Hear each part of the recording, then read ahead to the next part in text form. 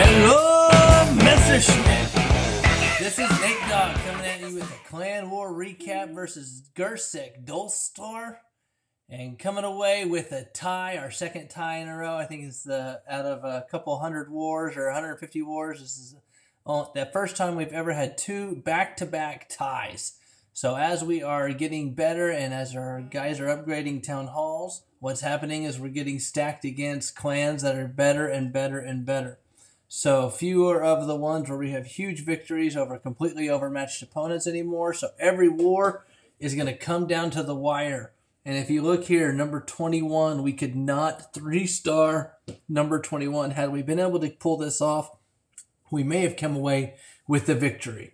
So quick note on this, we need everyone to make your attacks as early as possible. We have so many people waiting until late, and then other people are waiting to see how those attacks turn out. So everybody get two battles in as soon as you can after the war starts, and that greatly helps our efforts. So if everyone does that, then we'll be able to better coordinate our war and not get disconnected.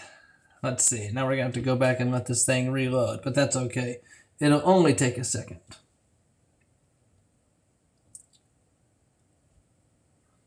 All right, here we are. So we got 5 battles we're going to highlight super quickly.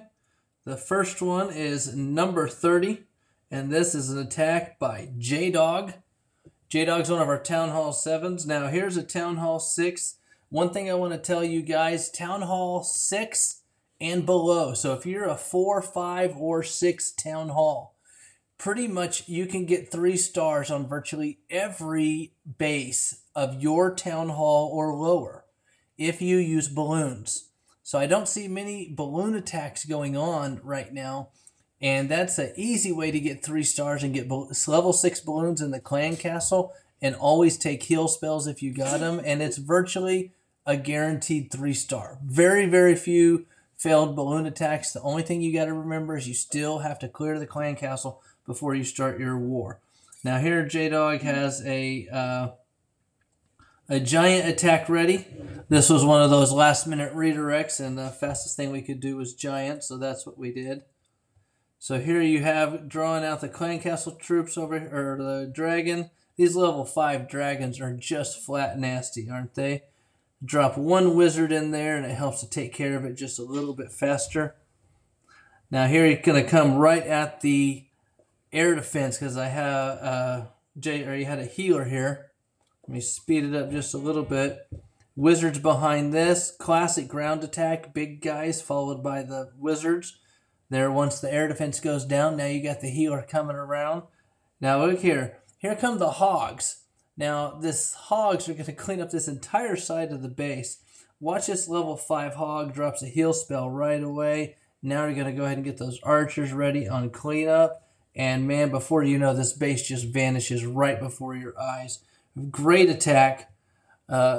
J-Dog just overmatched that base, level 7 on level 6. That's the way each and every one of our war attacks should look if we can do it that way and overmatch them like that.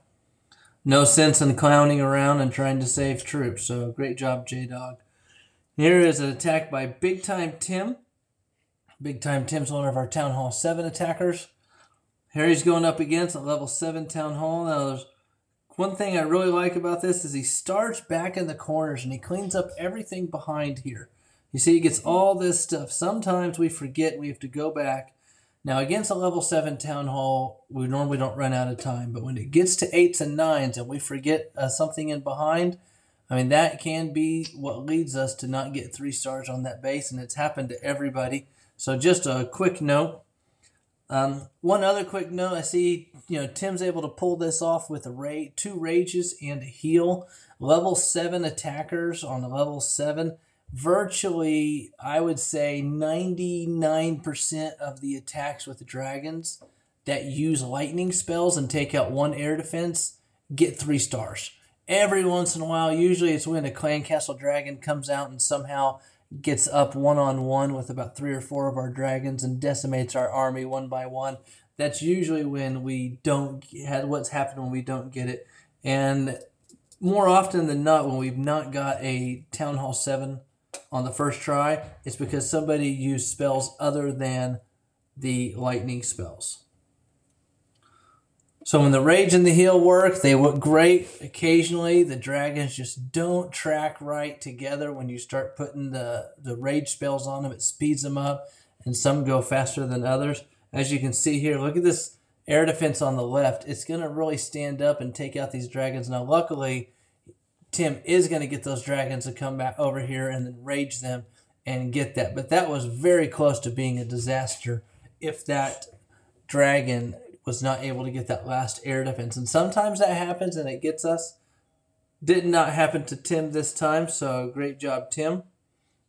On a 3-star attack. Now we're going to clean up the corners. Sometimes what people like to do is they'll hold the king and drop it in one of these corners, and you only got to clean up one corner. But there's a lot of different ways to skin a cat, and Tim did a good job here. So, battle number 3 is Hunid. This is number 20. So this is a go wipe attack by one of our Town Hall 8s on the Town Hall 8.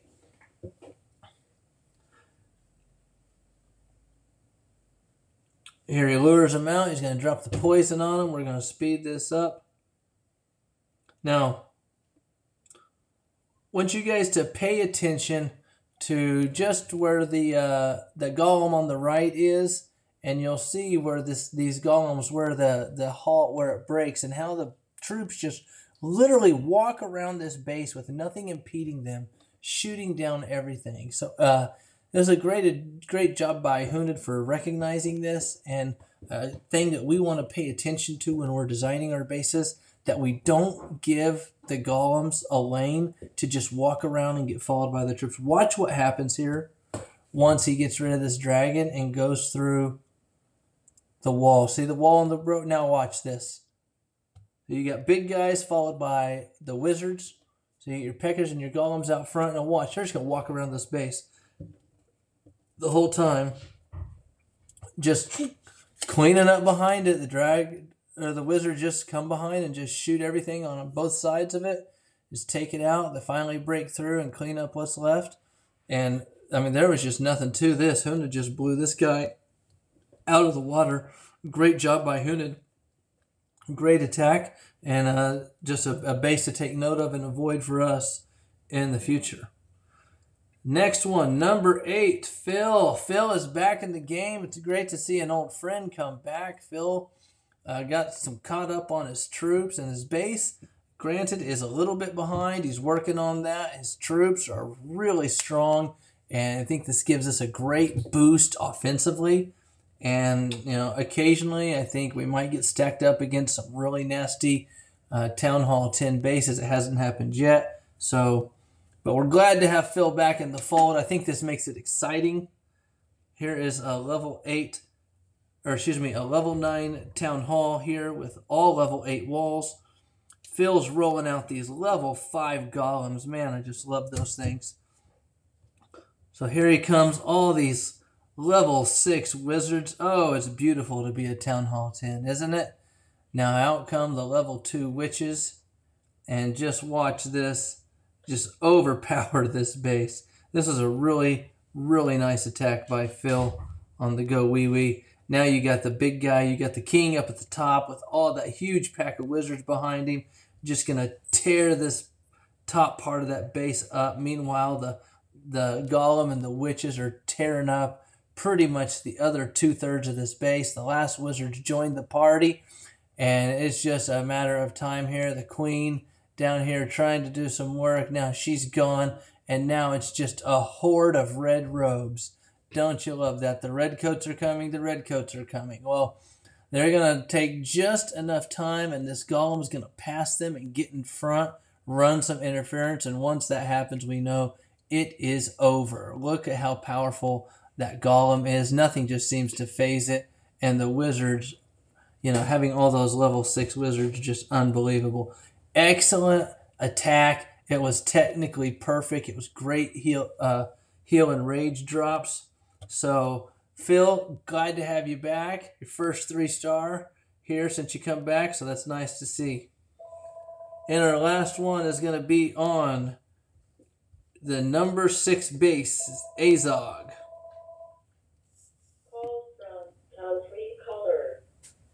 Someone's calling me. It's probably some telemarketer trying to sell me something. Here's a Go Wipe here. Now these bases are sometimes the easiest ones we face and sometimes the hardest when they're spread out like this. The key is to get a big guy in every base. So you see that Azog did this. He got a golem in the left, golem in the middle, and he got a king on the right, and then he has wizards behind each of them in each spot. So that's really going to help the troops to track evenly. Otherwise, what's going to happen if you don't do it like this, the troops all end up in one side and they have to go all the way around the base in a big circle as one big group, and that's super slow, and the risk is we run out of time.